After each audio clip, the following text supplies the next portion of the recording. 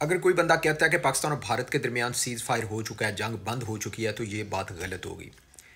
क्योंकि दिल्ली के अंदर जब ब्लास्ट होता है उसके बाद 15 घंटे के बाद पाकिस्तान के कैपिटल इस्लामाबाद के अंदर सुइसाइड अटैक हो जाता है।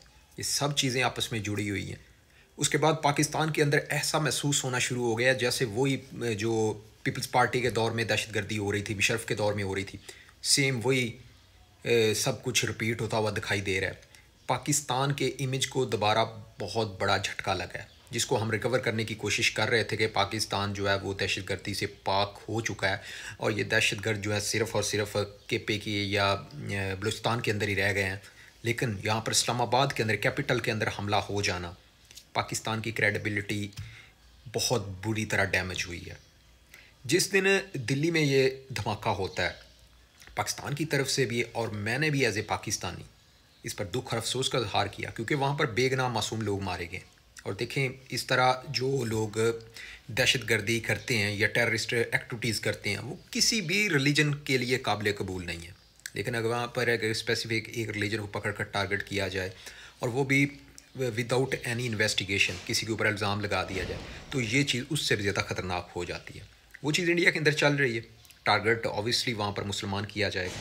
वहाँ पर इंडिया के वो जो इंटेलिजेंस अदारे हैं या जो वहाँ पर गवर्नमेंट है वो अपनी रिस्पॉन्सिबिलिटी इसको कभी भी नहीं लेती। चाहे वो पहलगाम के अंदर अटैक हुआ हो, पहलगाम के अंदर इन्होंने कौन सा बंदा पकड़ा है, उस टाइम कोई चीज़ इनके सामने कोई प्रूफ नहीं थे, ठीक है।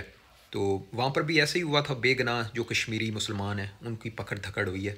अभी भी रिसेंटली वही हुआ है, डॉक्टर्स के ऊपर इल्ज़ाम लगा दिया गया। एजुकेटेड लोग हैं, कैसे सोच सकते हैं कि यार कैसे वो, अब मतलब एक कॉमन सेंस की बात है। अब जिसकी ज़िंदगी इंडिया के अंदर नॉर्मल चल रही है, सब कुछ उसके पास है, डॉक्टर है, वो अच्छी जॉब है, तो वो कैसे ISI के जाल में आ सकता है, जैश मोहम्मद लश्कर तैयबा के लिए काम करेगा। आई स्वेयर के पाकिस्तान के अंदर मैं बैठा हुआ हूँ, यहाँ पर कोई किसी दीवार पर नहीं लिखा हुआ जैश मोहम्मद लश्कर तैयबा, मसूद अज़हर। भाई पाकिस्तान सबसे ज़्यादा विक्टिम हुआ है इस चीज़ का, टेररिस्ट का। हम तो पाकिस्तानी जितनी नफ़रत इनसे करते हैं ना, जितनी भी ये तंजीमें हैं, कुछ सोच भी नहीं सकता, क्योंकि हमारे लोगों की जानें जा रही हैं। अभी जो सुइसाइड अटैक हुआ है, बाजोड़ का वो बंदा था, ठीक है, तो उसने सुइसाइड अटैक किया, ये अफ़गानिस्तान के अंदर से आते हैं। अगर हम इसकी पीछे गहराइयों में जाएं, इसके रूट्स में जाएं, तो उनको स्पॉन्सर कौन कर रहा है? वो इंडियन रॉ कर रही है, इंडियन इंटेलिजेंस एजेंसी कर रही है। ऑब्वियसली बात है, जब इस्लामाबाद के अंदर अटैक होता है तो उन्होंने उसी टाइम बदला लिया है कि जी देखें हमने इस्लामाबाद के अंदर करवा देते हैं। तो यहाँ पर तो हम बार बार यही रोना पाकिस्तान रो रहा है कि हम जो पाकिस्तानी हैं, सबसे ज़्यादा जो दहशतगर्दी का शिकार हुए हैं वो हम पाकिस्तानी हुए हैं। तो पाकिस्तान के अंदर अब जब से पाकिस्तान FATF की लिस्ट में आया तो उसके बाद जितनी भी ये तंजीमें थी, इनके ऊपर, पाकिस्तान के ऊपर टोटली यहाँ पर बैन है। अब एक बंदा कहे ना कि यहाँ पर कोई लश्कर तैयबा या जैश मोहम्मद का कोई कारकुन है, यहाँ पर कोई फंड्स देता है बंदा, कुछ भी नहीं ऐसा हो रहा, कोई ऐसी एक्टिविटीज़ नहीं हो रही। और पाकिस्तान को इससे कोई फ़ायदा नहीं कि वो पाकिस्तान वहाँ पर मासूम लोगों की जान ले। अब इंडिया के अंदर जो भी हो रहा है, नंबर 1 तो सबसे पहले ये देखना पड़ेगा ना कि वहाँ पर जब भी इंडिया के अंदर इलेक्शन होता है, जब भी इलेक्शन होना होता है, तब भी इंडिया के अंदर कोई ऐसा टेररिस्ट अटैक होता है, तब भी आतंकवादी घुस आते हैं और फिर मोदी ने देश को बचाना होता है। ये बहुत बड़ी इंडिया के ख़िलाफ़ साजिश है। मैं समझता हूँ कि सबसे पहले तो अपोजिशन जमातों को यहाँ पर सवाल करने पड़ेंगे अपने इंटेलिजेंस अदारों से, मोदी सरकार से। मोदी का ये बहुत बड़ा स्टंट है, हमेशा अवाम की इन्होंने सिंपैथी लेनी होती है। अब इंडिया के अंदर अंधभक्त क्या सोचेगा, उसने यही सोचना है कि देखें मोदी मारेगा, मोदी जो है वो पाकिस्तान को भी नहीं छोड़ेगा, वो मुसलमानों को भी नहीं छोड़ेगा। अब इंडिया के अंदर जिस हद तक हेट फैली जा रही है, देखें आज अगर इन्होंने बेगुनाह लोगों को उनके घरों से उठाया है, उनको कुर्बानी का बकरा बनाएंगे, उनको मारेंगे, टॉर्चर करेंगे, उनकी फैमिली पर जुल्म करेंगे, तो फिर ये नफ़रत और ज़्यादा फैलेगी। ये इंडिया को ले के बैठ जाएगी ये चीज़। इंडियन ऑक्यूपाइड कश्मीर के अंदर चले जाएं, वहाँ पर जो एक आम कश्मीरी है वो इंडिया से क्यों प्यार नहीं करता? इसलिए नहीं करता कि उसकी फ़ैमिली के लोगों को उठाया गया है, उनकी फ़ैमिली के लोगों को मारा गया है, उनकी औरतों के साथ रेप किया गया है। कश्मीर के अंदर हर बंदे की ज़बान बंद है, और सिर्फ क्या है जी, बंदूक की नोक पर करवाते हैं कश्मीर के अंदर जो भी हो रहा है। 370 को हटा दिया गया है, कश्मीर की जो एक अलग पहचान थी, अलग हसीयत थी, उसको ख़त्म कर दिया गया। तो जुल्म की तो इंतहा की है इन लोगों ने, और मोदी और बीजेपी इनका तो एजेंडा ही ये है, एंटी मुस्लिम सेंटिमेंट इस टाइम इंडिया के अंदर इतना ज़्यादा फैल चुका है कि ये सोसाइटी को बिल्कुल तबाह करने के धाने पे, और इस बंदे ने अपने वोट बैंक के लिए इस नौबत पर ले आया है कि आज इंडिया के अंदर जो मुसलमान है वो पछता रहा है।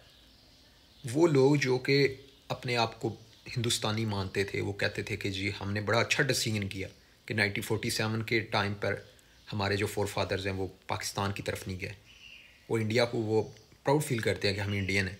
लेकिन वहाँ पर इस टाइम वो लोग भी परेशान हैं, वो भी पछता रहे हैं कि यार ये हो क्या रहा है हमारे साथ। या ये जिस इलाके में कोई बंदा होता है जिसको टारगेट इन्होंने करना होता है ना, मुसलमानों का लिए या अपनी कम्युनिटी के लिए थोड़ा सा एक्टिव बंदा होता है, उसके ऊपर बहाना लगा देते हैं कि यार ये तो ISI से मिला हुआ है, इसको उठा लो, ये तो पाकिस्तान की जैश मोहम्मद का बंदा है, लश्कर तैयबा का बंदा है। पाकिस्तान के अंदर ना कोई जैश का बंदा रहा है ना लश्कर का कोई बंदा रहा है, वो सारे पास इंडिया में ही बैठे हुए हैं, इंडिया में ही चले गए। हद हो गई है यार, इतनी नॉन सीरियस बात है, बेसलेस न्यूज़ चलाई जाती है इंडियन मीडिया के ऊपर, वही पुरानी स्क्रिप्ट।